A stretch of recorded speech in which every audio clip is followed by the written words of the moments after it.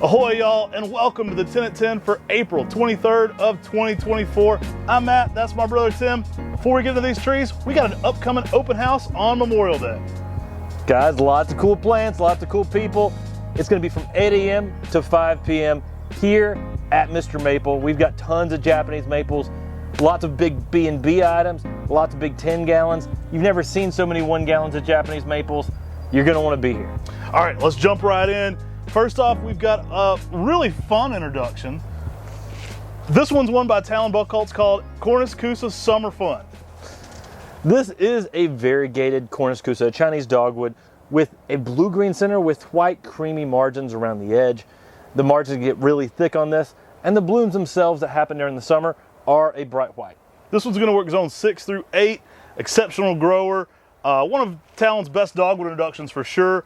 Absolutely love this plant. If you're not already, check out our Buckholz YouTube page. Sean's doing a great job reading Talon's Flora Wonder blog, and I think you guys will really enjoy hearing about his introductions. Summer Fun, one of his very best.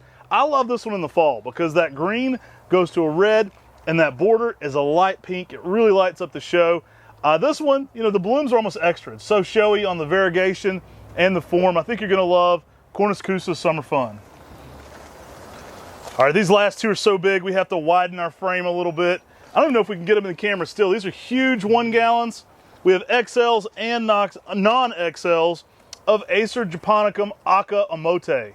Also known as ruby, sometimes called Acer Shirasalanum, and sometimes called Jim's Red Ruby.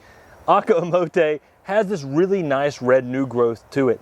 It's really a ruby red, and it really stands out because it's one of the first, I guess, color variations on an Acer Japonicum. Now, correctly called Acer Japonicum Aka Mote. We feel that's the best name on this one. Now, I wonder about this one. I have a little theory. You know, Sue Egriff in her podcast talked about pseudosubuldianums and subuldianums hybridizing with Japonicum. Maybe this has a little of that going on in it. It's got a unique form for a Japonicum. It's very vigorous. It's very upright. The leaves are distinctly Japonicum sized. Now you also get this incredible red blushing. That's where Aka comes in. You'll see Aka quite frequently in Japanese cultivars, and it refers to a bright, bright red. And this one is one of the first to have that kind of blushing of that bright red over top of it. Excellent grower, y'all. Very cold tolerant, very heat tolerant. I think you're gonna enjoy this one. It's gonna work zones 5 through 9. Again, maybe some of that Subuldianum parentage, if that is true, could even take it a little colder. Still to be determined with that. I absolutely love this one though. Fall colors are impeccable, and I think you're gonna like that growth rate at close to 1.5 feet, you know, over a foot at least of growth a year, close to 1.5 feet many years. I mean, this tree has a really more narrow shape than many of the other Japonicums as well, fitting in smaller spaces, and it's just got some great colors with that big full moon style foliage. Awesome plant. I think you're gonna like it, and you're gonna love that growth rate for sure. Guys, next up, we've got a Western red cedar that's quite unique and different. We're talking about Thunbergia Whipcord. All right, y'all, this is another introduction by Barbara Hupp. Now, you've heard that name before with Hupp's Dwarf. They've got a lot of great introductions. This one is gonna work zones 5 through 8, and it makes a really nice, unique piece there in the landscape. I love the stringy growth.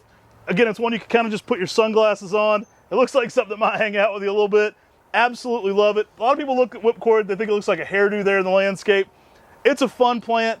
I think it's so unique, and it just gives an interesting texture. Now, one fun way I have seen these done is as a mass planting.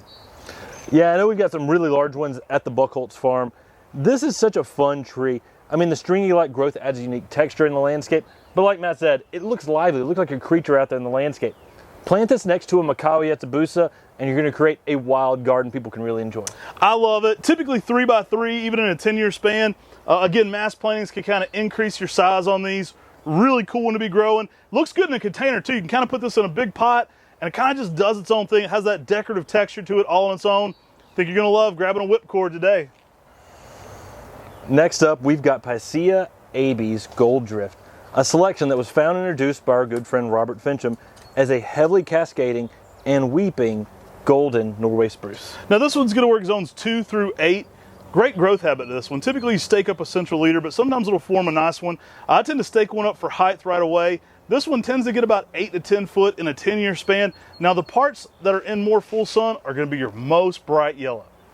Yeah, give this tree a little bit of sunlight, push that sunlight to really brighten up the yellow out there on the needles. For me, this tree has a habit for maple people, very similar to like Rayusen. I mean, it's extremely cascading. You stake this tree up and you create that fountain-like effect with that gold color on an evergreen to put out there in the landscape. Pair this with a Tamukiyama or a Bloodgood, and you're going to add some color contrast that are dynamically different. I like the Bloodgood or the Emperor One kind of style beside of this because you actually contrast the color and the shape and the form as well. Amazing evergreen to add out there in the landscape with a unique form and color. We just planted one of these. We had the blues on our previous 10 at 10 just recently. I have a blues in front of one of these that Corbin planted here in our landscape. I love it because the gold drift's going to get bigger, provide that backdrop. The blue's a little bit smaller in front of that, giving that texture and that color offset of the two different colors there. I think that's a really fun pairing as well. I think you're going to love this one, especially if you already got a blues. Grab you a gold drift, makes a nice specimen there in the landscape.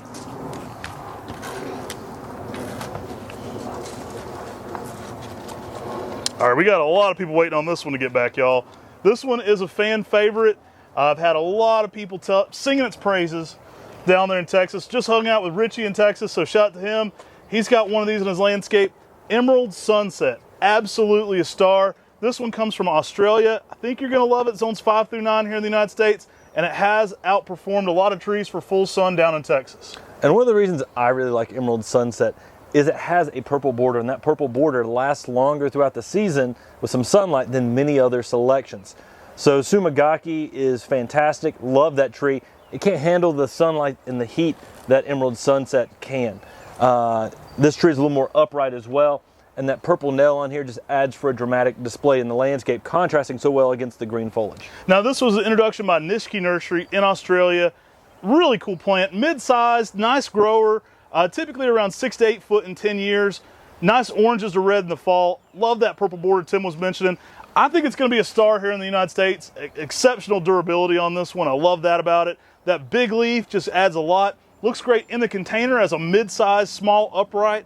I think you're going to love this one. Grab you an Emerald Sunset today. It's been a minute since we've had this one. They will sell out quickly. Next up, we have Abies Balsamia Piccolo. All right, guys, Piccolo is going to work zones 4 through 7. This is a really compact one. We've got these here in our Welsh pots from the Buckholtz farm. You've heard us describe those before. The Welsh pots are very similar to the 1 gallons. Typically the same size plant, but the pot is a little bit squattier. I always give people a description of those every time I can.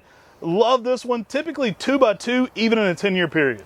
So for a small dwarf fir, this fits in many small places in the garden. Gives you that unique evergreen interest. And as you can see, that chartreuse foliage over top of that dark green foliage adds a lot to the landscape. Great for the fairy gardens, those miniature railroad gardens. If you love trees for small spaces, an excellent tree for that. Put this in a container. You can enjoy this up close to your house if you like. I mean, it is a tree that is to be reckoned with. It gives a unique color out there in the garden. Again, we're trying to corner the market on that miniature railroad garden. All you miniature railroad gardeners, grab one of those. We're not starting that again today. This one also works well. Guys, we've got Acer Palmatum Hime Sojo. Yeah, Hime Sojo. This is one that was brought over from Japan about 2008. And people started to realize how much of a rock star this is. And the reason being is it's a miniature red that holds its red very well, even in the shade. Now guys, this one's gonna work zones 5 through 9. This one can be changed in shape a good bit. I don't recommend staking a leader with this one. You want to let this one develop more of that Kiyohime-like form. I tend to discourage a central leader in this one, and by doing that, you're going to get a dense Kiyohime type compact form, putting it in that Hime group. Now, I've seen these staked up to be tree forms. That certainly is possible as well. It is one of the smallest leaf reds you'll ever find. Absolutely love that. I think it fits in so well with Murasaki Kiyohime, Auto Hime, kind of that whole grouping. It's one of the best red leaf, small leaf forms too, making it really unique for bonsai. So if you're a bonsai expert, this one's a small leaf form. I think it's going to really add to what you have in your Sojo Kiyohime-like collection. Yeah, I mean, especially with the secondary flushes. The secondary flushes are almost the smallest of any maple at all, which makes this tree excellent if you're going to be removing the foliage to let the second flush that comes after that come back with smaller foliage. This one does that very well. Small little rounded habit makes it great for small places in the garden. But again, the fact that this thing holds its color so well in the shade, that makes this tree dynamically different than many of the other Japanese maples that have been introduced. Excellent dark red. Sojo, another one of those reoccurring terms you'll see a lot, typically meaning a bold dark maroon red. So you'll see that one a lot also. Aka is normally the bright red. Sojo is normally the very, very bold, full, almost a brown red, sometimes how they'll describe it. Really nice, darker though, maroon for us. I absolutely love this tree. Excellent container plant. Put this in a big patio planter. Again, you've got the whole thing finished. It's gonna make that nice form to it, and absolutely great at holding its color late into the summer. All right, guys, we're bringing back another fan favorite. This is a Pacific Northwest native. We've got Acer cercinatum Pacific Fire. Now, this is an Acer cercinatum with coral bark, so it gives you a unique winter interest that gives you a bright red bark. And one of the brighter red barks of any of the Japanese maples, I have seen some oranges and a little more shade on the bark itself. Put this in a little more sunlight if you can, if you're in the Pacific Northwest, to really brighten up the bark colors to that brighter red. It has that full moon style foliage, being an Acer cercinatum, and winter interest. Great plant, really nice bark all the way down. Even on older trees, you'll find that it has really nice bark at the base. This one's gonna work zones 5 through 9. It can be a little trickier in the deep south to let people know it doesn't always love the humidity. Typically in really high heat, humid conditions, they'll go dormant just a little bit earlier. They still grow for us great here, but I find they go dormant just a little bit earlier than some of the other maples. Great fall colors when you get to it too. It's yellows, oranges, and reds all on the same tree at the same time. But really winter is when these shine. I mean, it's not a problem if they go dormant early. They look incredible when they're dormant. That is one of the best pink reds you'll see in the winter landscape. Grab you a Pacific Fire today. Plant you this cool native in your garden. Don't you love it's a native, but it's like, you know, from 800 miles away. All right, guys, this is a beauty here. What would you call this one, Tim? Looks a little blonde to me. This is Blonde Beauty, another Talon Buchholz introduction. Talon, he introduces some of the best plants. Those MrMaple Files aren't bad either, but you know, for my money, I think Talon might be the best maple introducer, maybe of all time. And Blonde Beauty, one of his new ghosts, absolutely love this one. Now this one gets some crazy yellowish hues. He could have called it Yellow Ghost. I probably just sold more as Yellow Ghost. Talon was probably looking at some lady go by and be like, that's a Blonde Beauty right there. I don't know how he got inspired for this one, but it is exquisite in its yellow reticulated form. I have a big one of these in my landscape. I think you guys are gonna love it. Plant a Blonde Beauty next to a Purple Ghost. You will absolutely love that pairing. So Blonde Beauty, if you take this tree and you push it into the sunlight, midsummer you can really get some nice blonde highlights on this tree. So it'll really give this bleached out effect across the reticulation and adds to that Blonde Beauty kind of look. For me, this tree also has a phenomenal fall color. I mean, you can get some bright reds on this, like cherry reds on the fall color on this. This is a tree that doesn't need to be overlooked. It will beautify your landscape. I think that fall color is an underrated part of this one. It may be one of the best fall colors of any of the new ghosts. I've had it be exquisitely red as well. I think you're gonna love Blonde Beauty. This one is a seedling that is a good grower too. So this was one that Talon named, you know, he picked a seedling out to name it. So it's a cultivar, but he picked that seedling partially because of its growth. This one has a really nice upright form, typically around 10 to 12 foot, in only 15 years. So it gets out there, it develops, nice vase shape overall as it develops. I think you're gonna love this one, whether it's spring or fall, really makes a statement there in the landscape. All right, it's time to make somebody's day. Guys, we're bringing back Acer Mayday. It's only April. I know, we did it early. We're too early. Hold, take it back off, take it back off. All right, guys, Acer Mayday.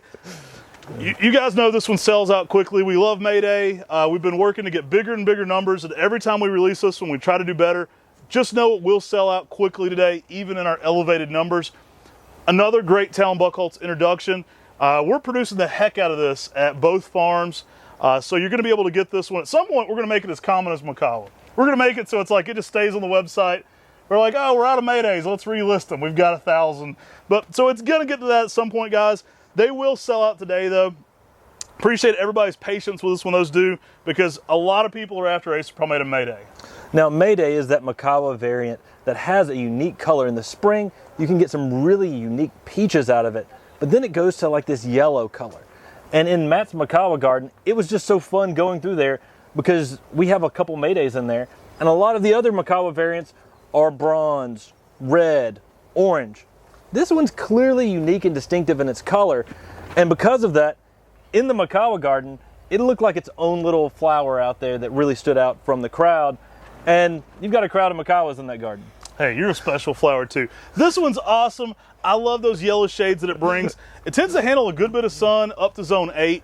looks great in the container. You guys know it. If you're a Makawa fan, we've called it the Makawa family. We've kind of coined that term here. Everybody's got to have a Mayday in their collection. It's excellent. One introduced by the Flora Farm there.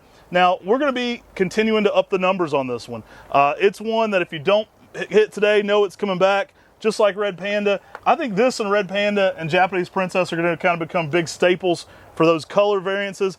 I love how yellow this one can get to. Some seasons you'll see people get it a little mixed up. Like I've had years where my Japanese Princess leafed out a little more yellow. You will find under normal sunlight conditions, those will tend to get more pink later if they leaf out more yellow. They're two distinctly different plants with very distinctly different leaves if you watch them.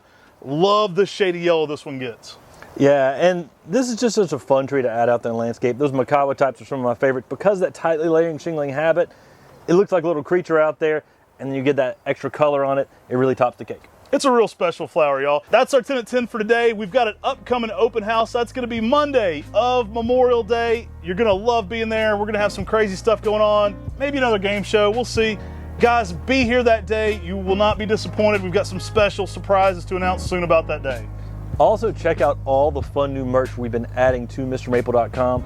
We try to bring in unique special merch that you can have. We've got some hats that are wide brim hats. We've got amazing new Buckholz gear. Yeah. So, I mean, we've got some fun t-shirts from our t-shirt design competition. And guys, we go with the best merch. Like, I only buy merch that I'd want to wear. Like, I've seen some places, they're like, hey man, you want a free hat? And I'm like, man, I don't want that hat. I wouldn't wear that hat myself. So we get just the best hats. We get quality t-shirts. I think you're gonna like that stuff if you get it. It's comfortable. It's the stuff I wear every day. And I wouldn't get it if I didn't like it to wear it myself. Yeah, I think that's our excuse of getting merch is so that we have stuff to wear in our videos. And we're like, hey, you know, some of these people might want it too. And it was so cool whenever we were down in Texas and I actually saw people, we came up and they were already wearing MrMaple hats. Oh man, such a fun thing. So that was so cool going down there and seeing people. And even the person we ran into at the barbecue joint. We ran into a random person that happened to be a customer and a fan. Didn't get recognized at Botanical Gardens, go figure, right? You think walking through the Dallas Arboretum, if somebody's gonna recognize a person that puts out a daily show on Japanese maples, it'd be at the Botanical Garden. Nope, it was at Goldie's Barbecue. So shout out to her. I appreciate you coming up and saying you're a customer and a fan. That's always cool when people find us out in the wild. And she didn't even know we were going to be in Texas. She just happened to run upon us. So cool to see that. If y'all ever see us out, say hey. We appreciate it. And thank you all so much. Get ready to jump on the website at 10 a.m. Eastern Standard Time. Take care. God bless you all. And have a great day.